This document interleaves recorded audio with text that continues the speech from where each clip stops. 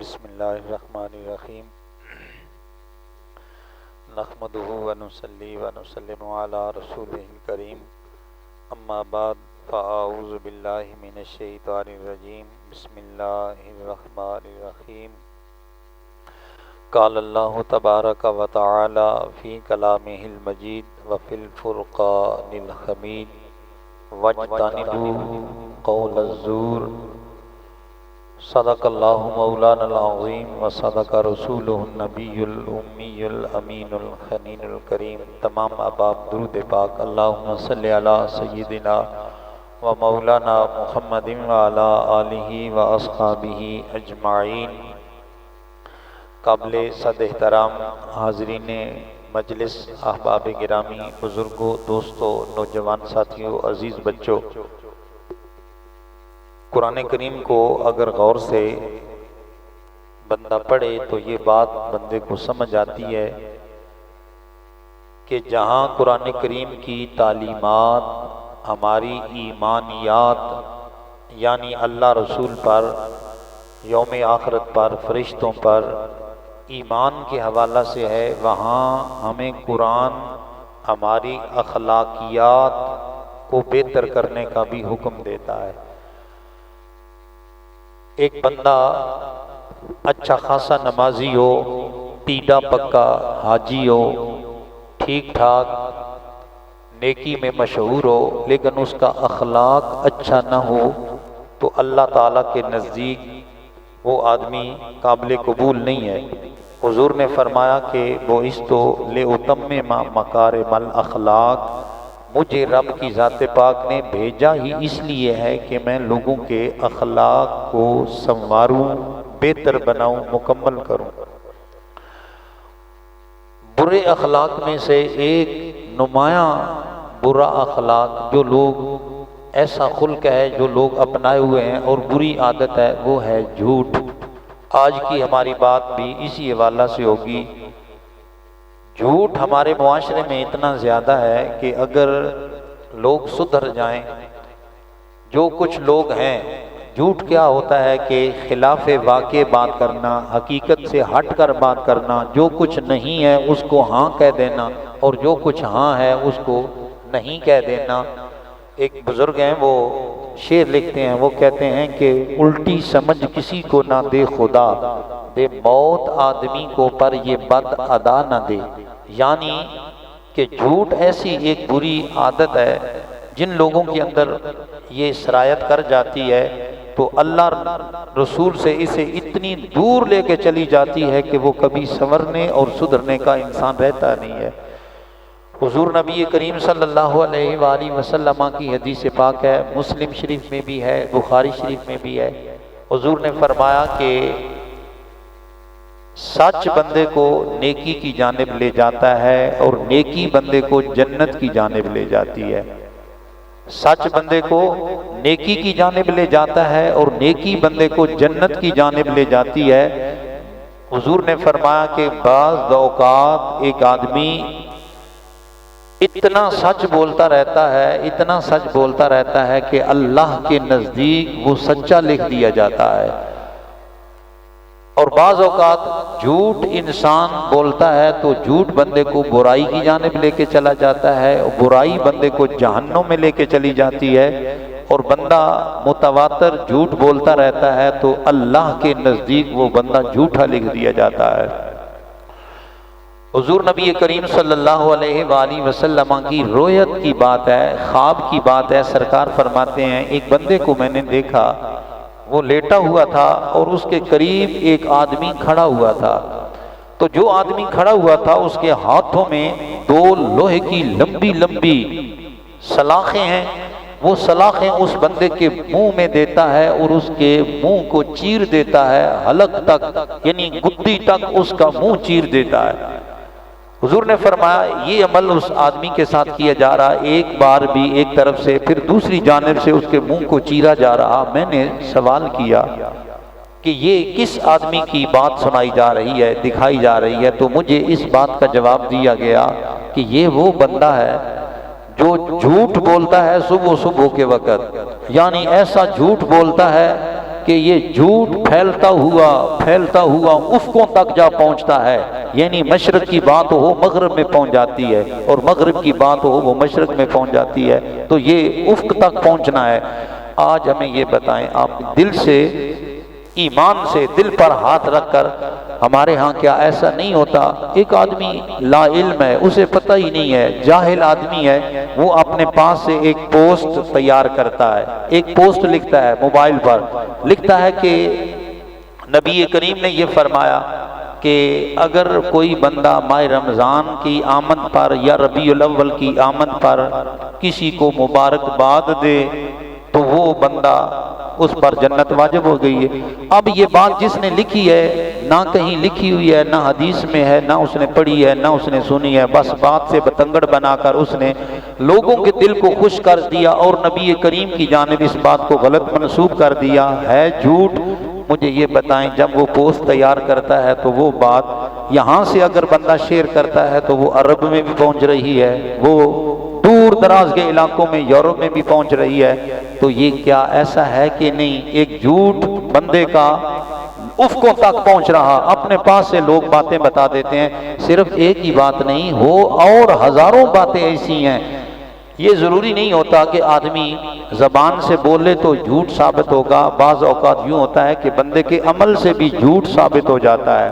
مثلا ایک آدمی گھی بیچتا ہے، وہ گھی کی بوتلیں تیار کرتا ہے، برتن تیار کرتا ہے، وہ اس کے اندر مکسنگ کرتا ہے، 2 نمبر گھی ڈالتا ہے اور اس کے اوپر وہ لیبل لگا دیتا ہے، مارکیٹ میں پہنچا دیتا ہے، بول کر کسی کو بھی نہیں کہتا ہے کہ یہ خالص ہے، لیکن لکھ کر لگا دیا۔ اب اس کا عمل یہ بتا رہا ہے کہ یہ بندہ جھوٹ کر رہا ہے، یہ جھوٹ بول رہا ہے، وہ ظاہراً زبان سے تو نہیں بول رہا، کسی کو یہ نہیں کہہ رہا کہ یہ خالص ہے، لیکن لیبل لگا دیا۔ اب بتائیں بھئی، سرکے کی بوتل ہو، اس کے اندر شراب ڈالا ہو اور اس کے اوپر سرکہ لکھا ہو تو وہ سرکہ بند تو نہیں جاتا، رہے گا تو شراب ہی نا، تو یہ بھی جھوٹ ہے۔